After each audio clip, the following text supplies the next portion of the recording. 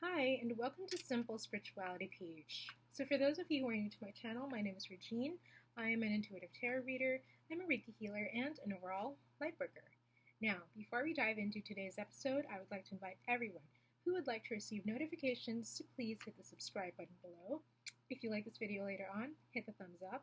If you have any comments or suggestions you want to say hey, just comment down below. And if you would like your very own tarot reading or Reiki healing session with me, online for now, of course, here are the details.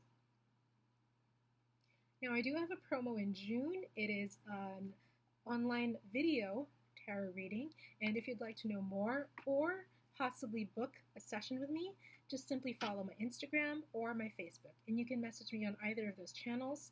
I'll respond to give you more details and book the session. All right, so let's get to the meat of the video, which is basically how does food influence our spirituality? What kind of influence does it have in our spirituality, in our spiritual body? We know that when we eat food, our body responds. So it's a physical thing having a physical reaction. Apples to apples. And when we eat food, it creates a physical circumstance as well. When a physical food creates physical circumstances as well. So apples to apples again, very simple. But what about for the things that we can't see? Like our emotions, even our mental capacities, our feelings, basically, our spirituality. How does food influence that part of us, that part of spirituality in us? Now, I want to read an excerpt from a book that I've been reading. It's called The Art of Fermentation by Sandor Elliott-Katz, and I myself, I love to cook. It really makes me happy. It puts me in my vortex whenever I cook.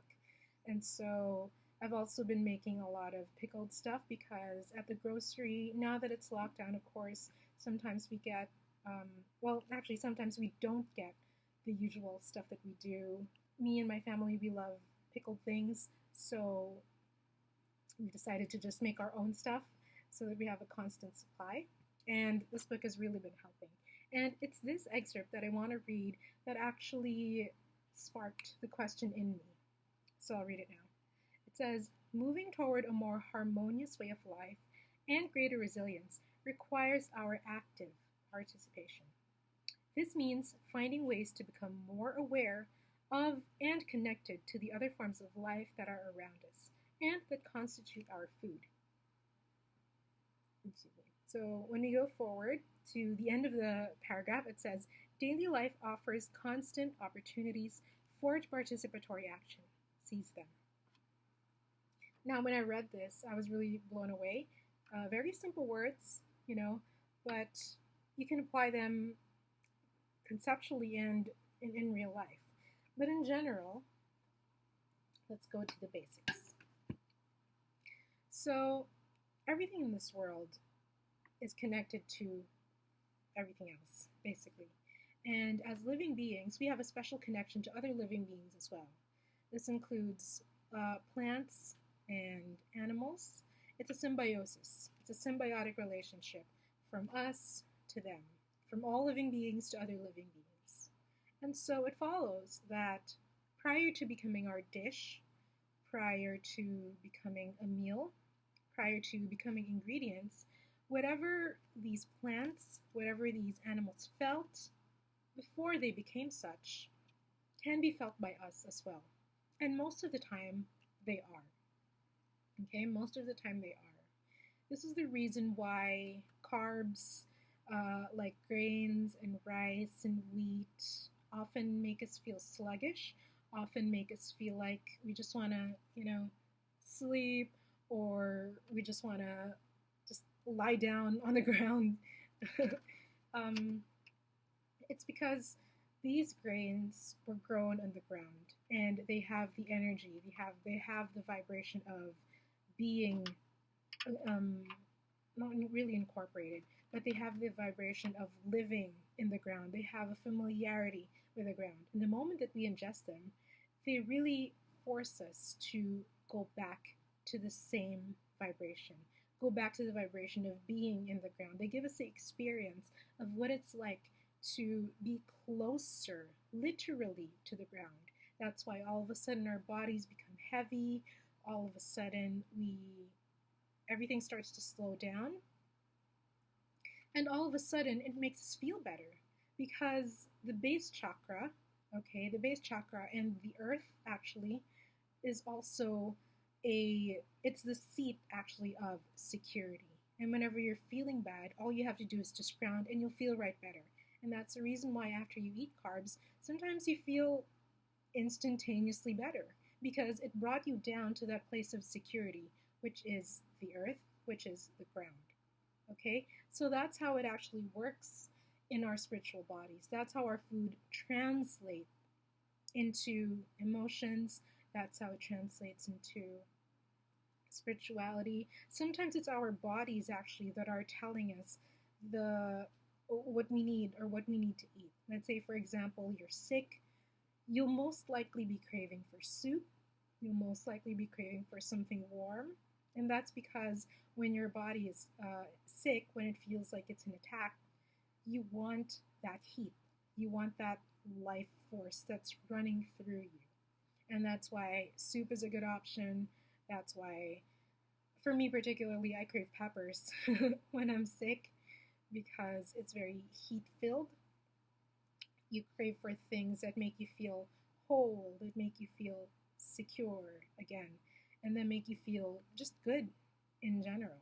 So, in a nutshell, the food that we eat is largely vibrational because every single one of those things that was every living thing, or actually even the non-living things, every living thing that became an ingredient had their own vibration, which transfers to us. And now that also leads me to go back to the excerpt that I read for you guys, which is basically all about taking action, right? Taking a participatory role in where our food comes from and how we obtain them.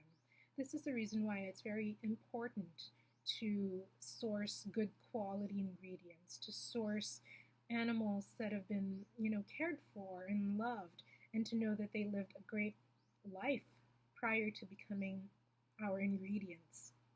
This is the reason why we need to source for quality vegetables that were grown on good soil, that were grown on,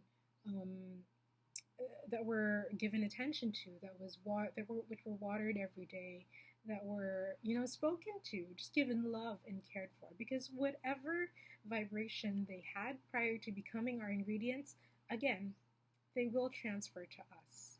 100%. They will transfer to us. Now, this actually goes in full circle because, of course, the moment we eat them, we get their vibration.